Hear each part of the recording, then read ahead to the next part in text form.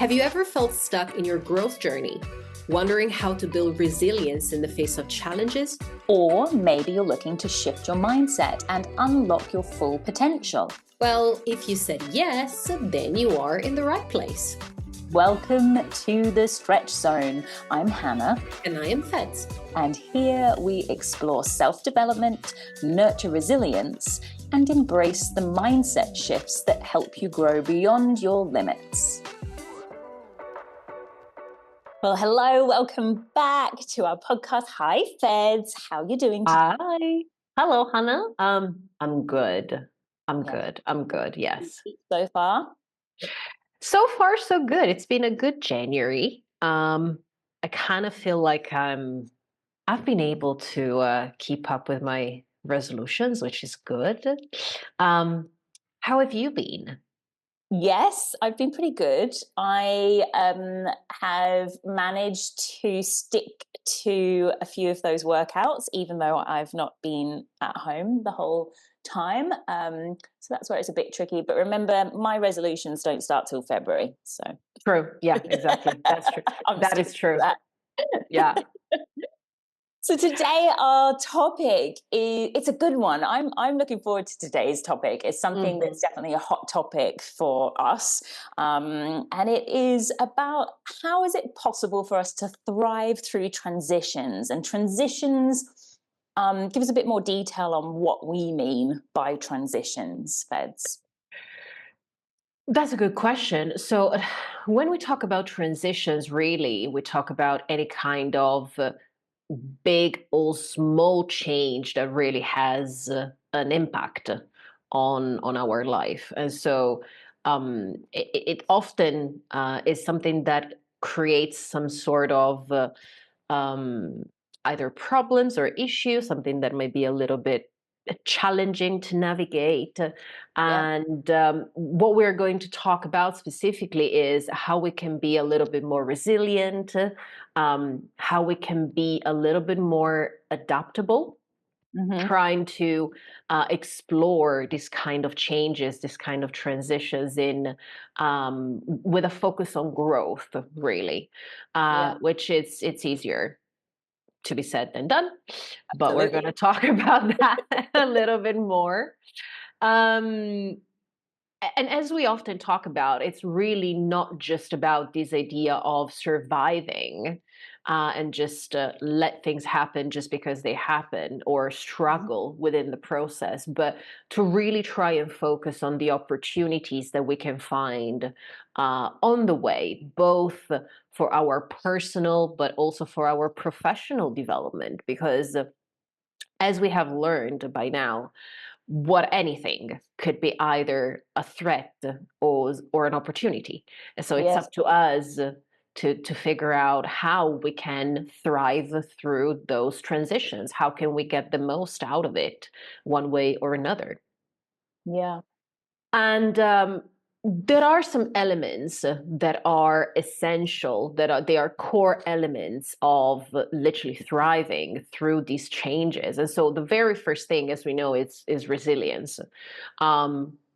Without resilience, we would not be able to really maintain that mental and emotional stability that we need in the middle of all the uncertainty that these transitions may bring. We need to be adaptable. So, of course, adaptability is a very important point that we're going to talk about. How can we adjust to all of these new circumstances with a little bit of flexibility, which, again, it's something that we need to work on a little bit. And finally, my favorite one is always growth mindset. So how can we see these transitions as chances rather than obstacles to learn and evolve and become better in general? So there's a lot to talk about. There's a lot to unpack. We're going to talk a little bit about our experiences, things that we've been going through, and just to get a little bit more into the scientific side of it, the theory of what we're going to talk about. What can you tell us that's interesting to know? really. Yeah, so I was doing a bit of research on transitions, and Mhm. it's really cool. There's a couple of like studies and models that are out there, and I think all of us can relate to, and I think we all kind of know this, that there are really huge events in life that cause stress, and it's about a big life change, right? So we're talking about things like marriage, death, new baby, so birth, moving house, divorce, starting a new job. These are all things that most of us have experienced at least one to all of them at some point in our lifetime, and all of us can relate to the amount of stress that that can cause on our uh, on our on our body, on our psyche, on our energy, on everything. And there have been some studies done into it. On a little more sort of scientific level. So Holmes and I'm going to butcher this name. There's a couple of different pronunciations I'm thinking here. Ray, I'm not sure. Rahe is the name. How do you pronounce that? Ray? Yeah, Let's go for Ray. Yeah. So the Holmes and Ray stress scale has been done, and basically they have put a list together of all the sort of main big change life events that could happen that cause stress on an individual's life, and they've scored them, or they've given them a score. And then within this scale, the reason that you might look at this or do this sort of test on your life or on things that are happening, it's really about managing your stress level. And maybe it's also just really putting it down on paper, that could be the reason why last year was so difficult for me. You know, when you actually put it down on paper, for some of us, it sort of takes the mystery away as to why we feel a certain way. We're totally depleted at the end of the year because we've actually forgotten, oh yeah, this big thing happened, this big thing happened, this big thing happened. And for some of us, that just putting down on paper and mapping it out can be, I guess, reassuring to us, and gives us some explanation as well. Let's just go through life and you've sort of forgotten that this big thing has happened. And it's a time to sort of sit and reflect. The other thing about the scale could be about also deciding whether you're going to do something right around the corner. So let's say all these big things have happened and actually you're ticking very high on that stress scale. And maybe deciding to move from one side of the country to, or one side of the world to another side of the world in the next month, maybe you could push that back, 6 months or whatever feels right for you. So it could be a good way to sort of just gauge things a little bit. But another thing that I really was interested in, and I was reading through and I was going, yep, that happened to me, was when I was looking at it's called the transition curve by Kubler-Ross, or a change curve. And I'm just going to grab my notes here because they talk about the 6 very sort of profound stages that we go through when we're experiencing a big life event or a big change that could occur in life. And I'd love to see or feel what your reactions are to this, especially because you're right knee deep into that transition. As we know, Feds has just moved back to her hometown. She's back in her parents' house. We know what that feels like. When we feel like we shouldn't be. Been there, done that far too many times. And not only that, she's there with her husband. Been there, done that too. So I know what she's going through, but I'd love to see it even on your face as I say these stages, okay? And maybe we can gauge by your reaction as to what stage you think you're in right now. Sure. Yeah, I'm ready. So obviously we're talking about our experiences as being an expat, and for listeners, it could be that you haven't just moved Maybe you've just moved around the corner and, that's a big relocation and a big change, or it's some other big life event that's happened to you that maybe you haven't had complete control over, or it's unraveling in a way you wouldn't expect. This is where stress can usually come in, is when we don't have control over a situation. So the first stage of the stress curve is shock and denial. So the initial reaction to change is shock and denial, this overwhelming feeling. It feels surreal. Then we hit into frustration and anger zone. Okay, yep. Little piercing smile coming through there. I'm watching your face closely. Yeah. So there's a resistance to this change. You're fighting back against it. And again, I used that word before. It's really getting a control back, isn't it? We all have an element of wanting control in our life, even if we're not control freaks. All humans want control over their life to some element. So frustration, anger, resistance to change is coming. Okay, that's stage 2. Then we go into phase 3, which is bargaining and the struggle. So it's trying to regain that control, and you're negotiating your way out of the discomfort. So see that when I'm looking back at the last move that I did, absolutely, yes. And then I'm afraid the next phase comes, potentially, is depression and the low point. So that feeling of being stuck, feeling disheartened that this change has happened. If there's a decision that's been made to get you into that position, we might be doubting our decisions at this stage, questioning whether we've made the right choice.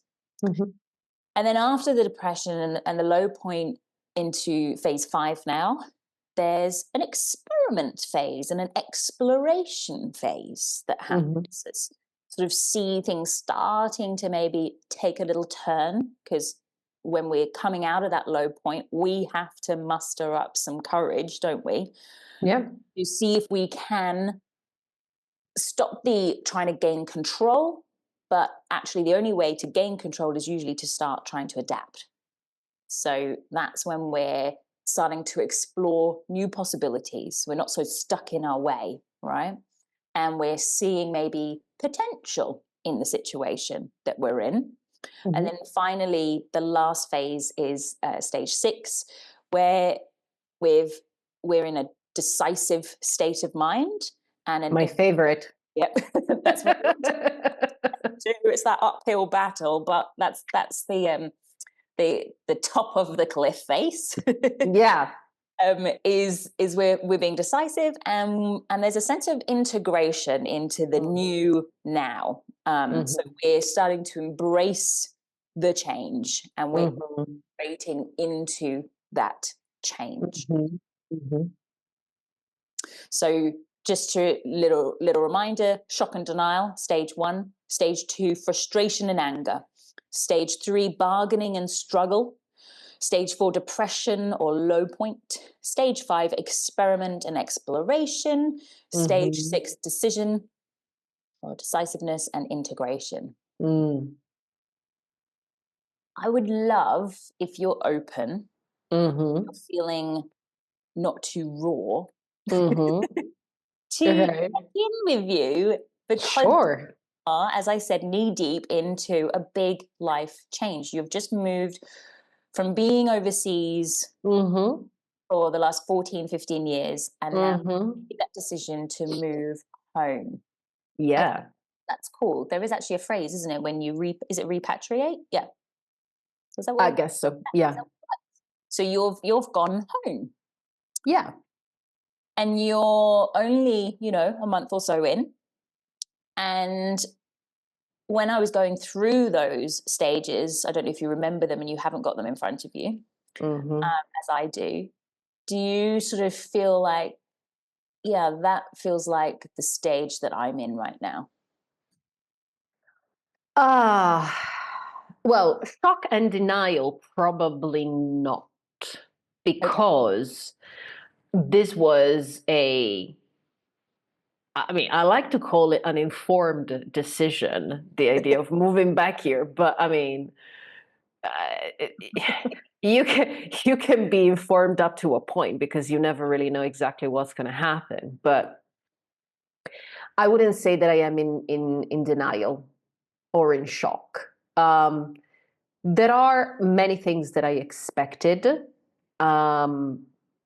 I've been living for 15 years in the UK before moving here, where everything is relatively easy, bureaucracy works, everything is accessible in terms of information. You have a question, you find an answer.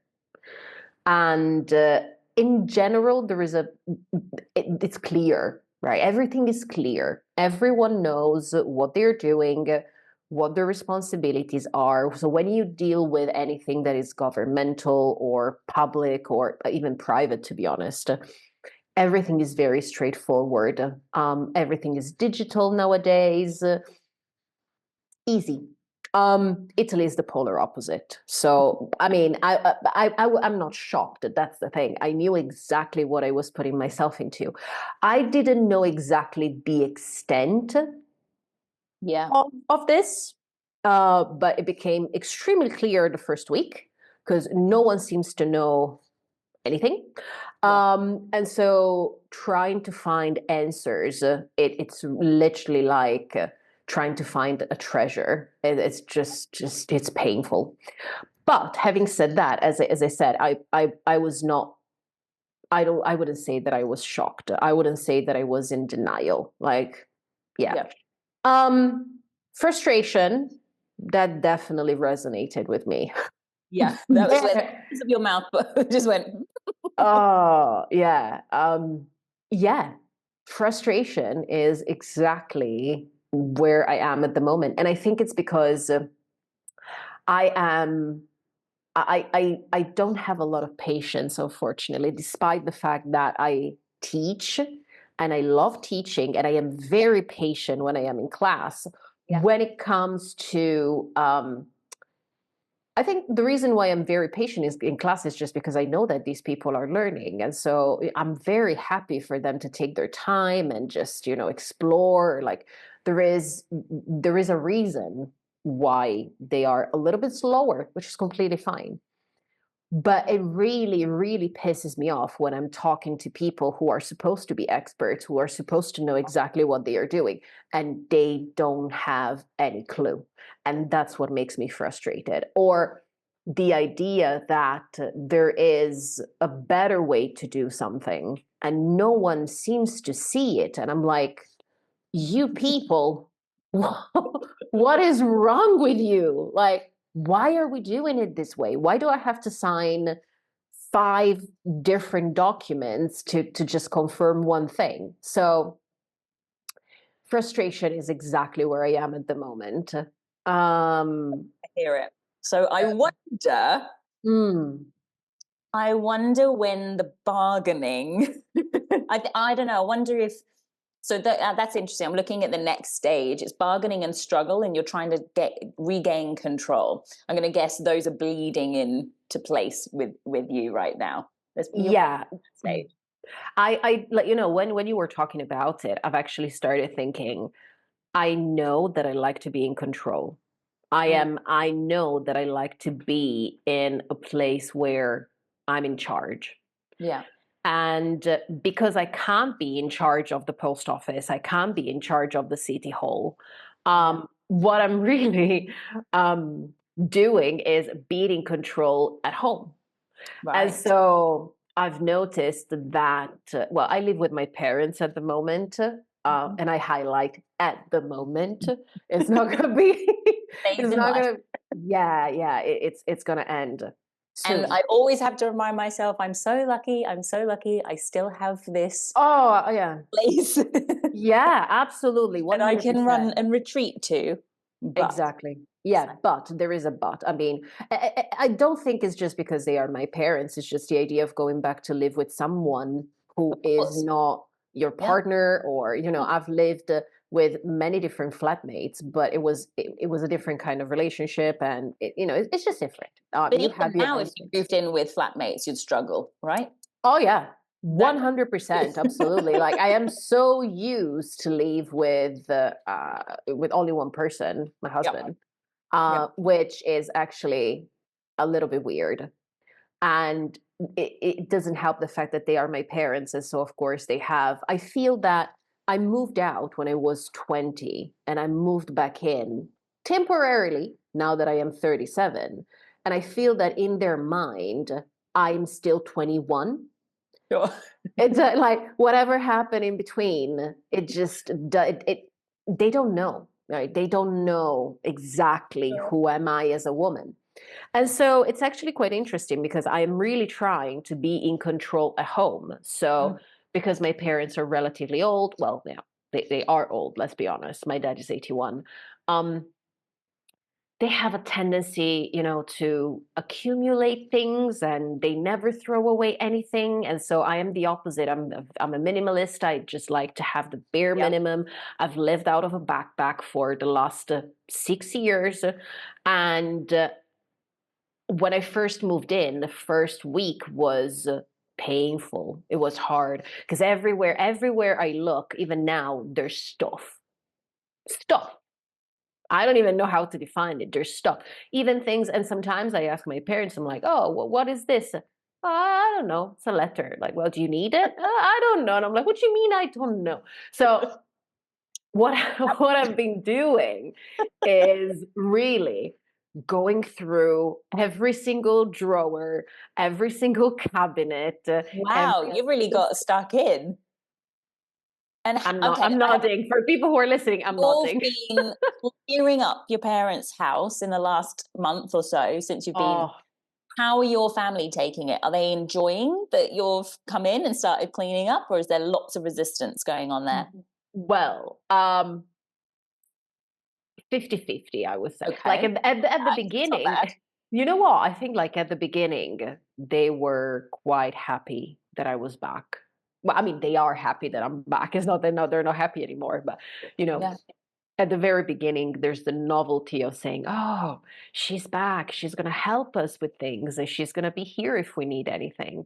But I think after a couple of weeks, they actually realized that I wanted things my own ways.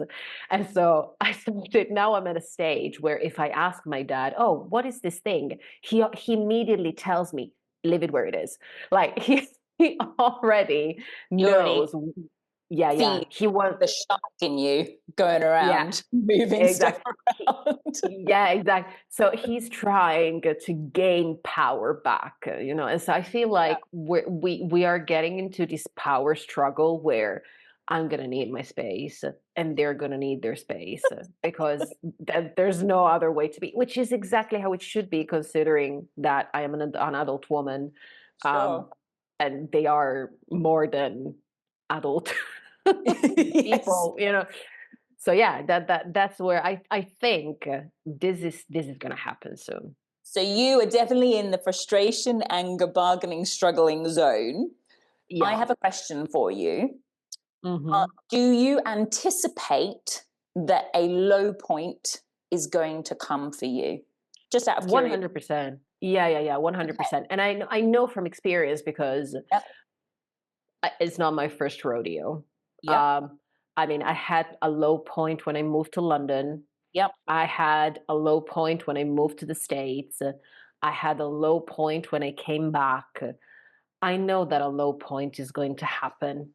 Um, Okay. So no, knowing that that's coming, mhm, could we talk mhm, about how we can anticipate that and try to get you through it a little more without mhm, a big dip, you know? mhm, So you remember that there were low points previously. So already, just acknowledging it is awesome. mhm. Um, and then the second point is, can you remember what you did previously that lifted you up and out of those low points? Mhm. I think probably the hardest one was London, Yeah. just because I was completely, yeah, I was completely unprepared. Yeah. But already from the second one, like for example, I know that I need to have trips to look forward to. Okay. Okay. Like I'm the kind of I need to know that there's going to be a break. I need to know that there's going to be a moment when I'm going to get out of here. Okay. And so that's something that's going to go in the calendar. Um, I think also having a routine definitely helps. And I Hmm. haven't really had a routine in the first month I've been here because Yeah. first it was Christmas and then New Year's Eve and like January now I feel like I'm starting to have my own space. We got like something stupid, like we got a new internet provider and it took 3 weeks for it to get installed, so just like now I can be in my office. I have my space. I can work all Yeah. day without being in someone else's way. Yeah. um that's definitely helping. So the first thing, yes, knowing that there's going to be a little city break. It doesn't have to be something big, but just knowing that I'm going to go somewhere. I definitely really enjoy the fact that I'm close to my friends, which Mm. is it's something that I haven't really experienced in a while. Yes. So, if I know that if I want to go out and do something this weekend or even tonight, there's going to be someone around, which is nice. Yeah. Plan activities with them, which could either be even just going out for lunch on a Sunday in a nice new restaurant or going for a hike. We live very close to the mountains. So, Okay.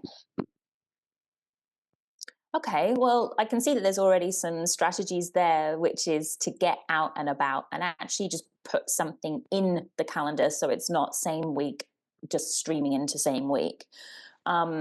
So I mean, that's a perfect way of just getting you out of the house space, and I can see that. And in terms of like long-term plans, do you know what that is over the next 6 months? well, the very first priority is moving out, Yeah. Okay. finding an apartment, a place where we can just have our own space, Yeah. really. And I'm looking forward to that. Work wise, I'm working on a few different things. My husband is looking for a job, so that's going to be another huge priority. Like I work online, I work from anywhere, whenever I want, so it's actually relatively easy for me. Yeah. But these are really the two main big Yeah. things that I look forward to, like having solved and done, and take Yeah. take those boxes. Um, but I also have to remind myself, that I've done a lot until now. Hmm. And this is probably the hardest part, like this idea of celebrating milestones, like reminding ourselves that yes, there is a long way to go ahead, Yeah. but we actually came a long way. Yeah. And Imagine you've been talking about this for months and months and months, even years, and mhm, to be physically in Italy now. mhm. That's a really good point, Feds. How could you and your husband take a moment to celebrate that? Have you done that yet? Well, I think this is something that will feel a little bit more real when we will have our space. Okay. Okay. So you sort of feel like you're saving it for then. Yeah, yeah, Okay. And how do you envisage that? So you've got your new place. How could yeah. the two of you create some kind of symbolic act? Doesn't have to be huge. How do you envisage that to celebrate that milestone? Ah, I like the idea of spending time in wherever place we will end up living and just talk about together how we see the place, how we imagine the place will become, you know. having that kind of conversation when there is still an empty apartment and you don't know what's going to happen or what you're going to buy, what you're going to do. I like to talk about different things that I want to do in the future, like hosting dinners, having friends over. I really miss being the host. I love being the host, so I'm looking forward to that. But it's something that is nice to do together, and just Yeah. plan, not only just not only just mentally, but physically, like where do you want the sofa? Where do you want this? Where do you want Yeah. that? What do you need? Like it just, yeah. It's interesting, isn't it? It's a human need to think and imagine and feel about nesting. It's about sort of creating that stability of home, isn't it? A transitional phase. And I'm talking from my experience, from what you're talking about here, it is so important to get that feeling of home back quite quickly. And I really relate to that, where we've lived out of suitcases for a year or more at times. Yeah. It's interesting, like when you were talking about this idea of home, because technically I grew up here. Yeah. This is home, or it's supposed to be home.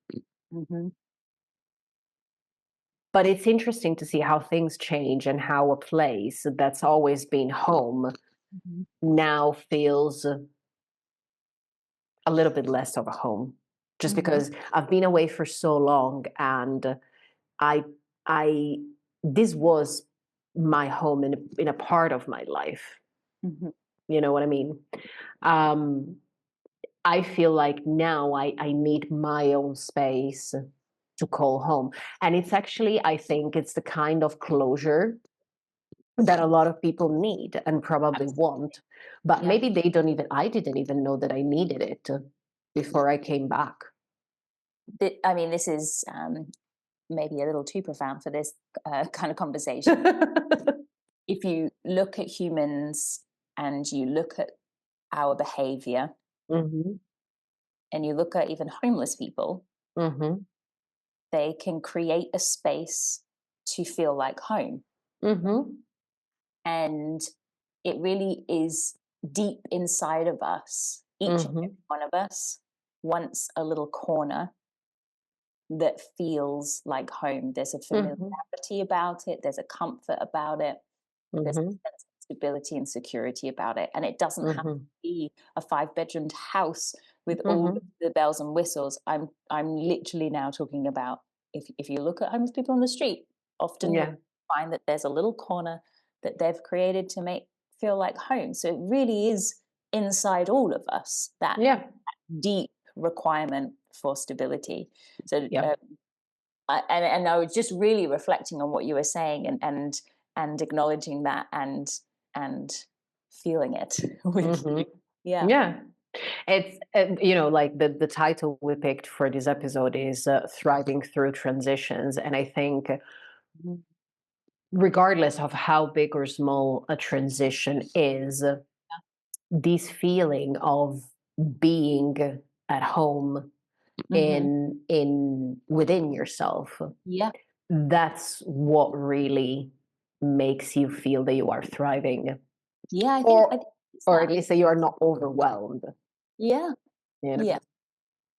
And that's something that, as I said, I didn't have it when I first moved to London. I was feeling a bit lost. But then I found, like, I had my little checklist that I put in practice every time I moved somewhere.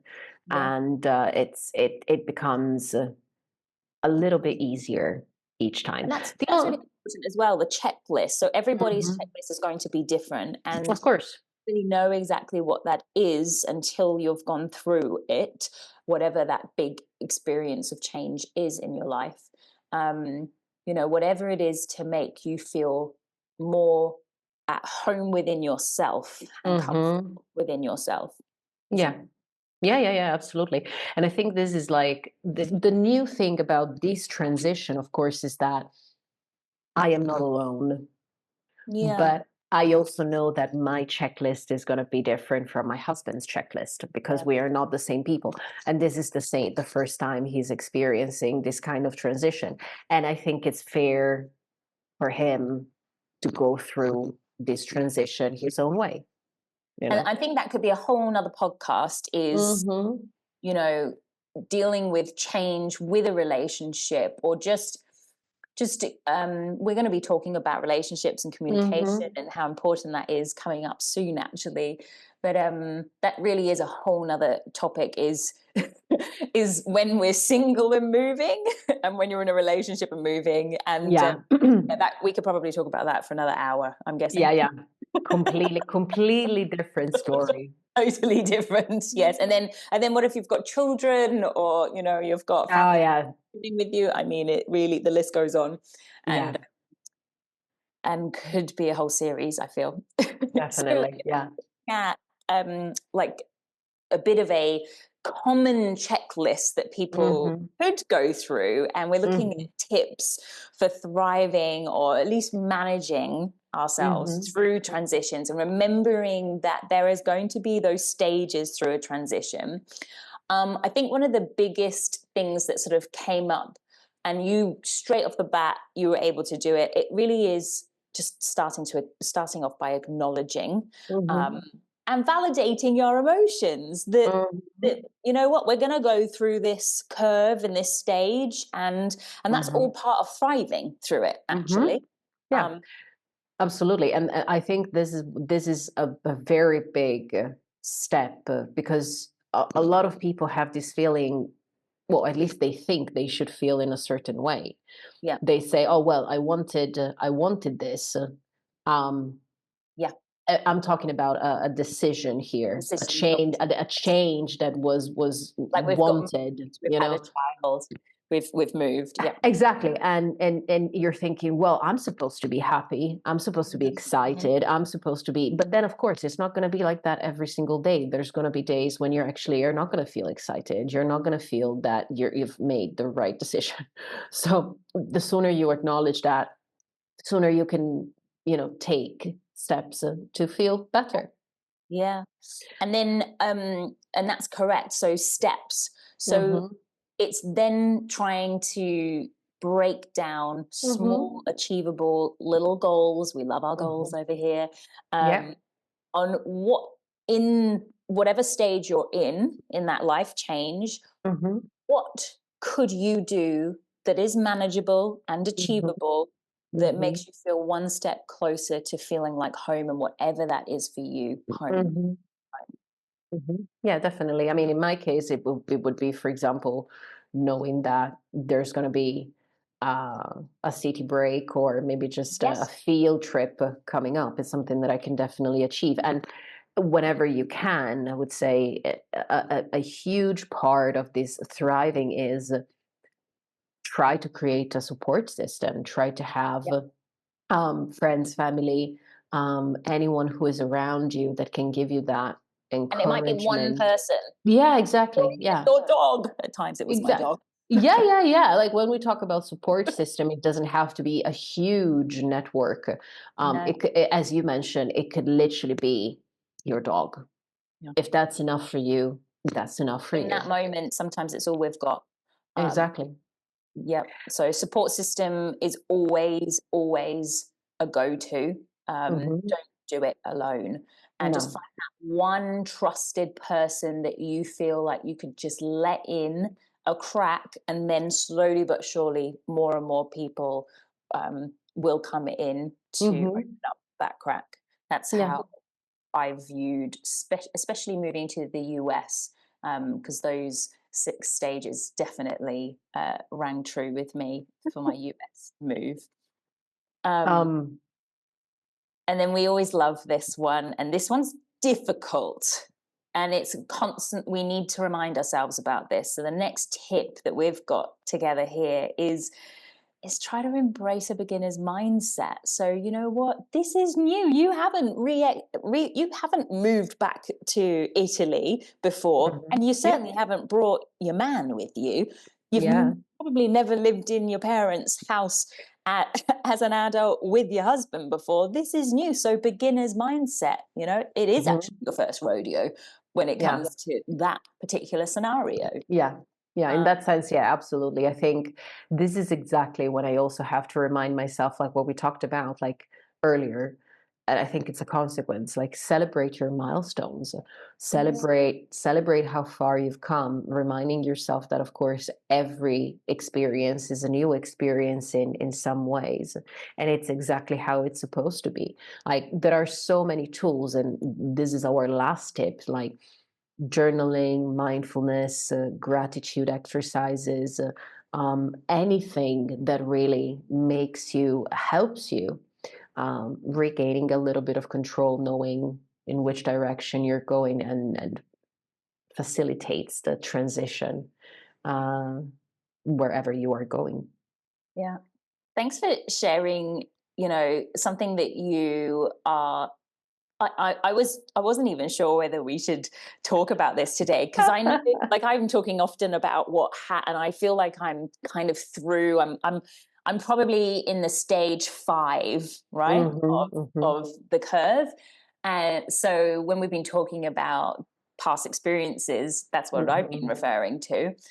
So thank you for sharing something that probably is quite stressful for you right now. And every time we say hello, we always take a big deep breath when we see each other, because I know that Feds needs that right now. So thanks for sharing. My pleasure. I'd love to hear any listeners' thoughts at home, and we'd love to know what major life transitions you've experienced. Doesn't have to be expat type stuff.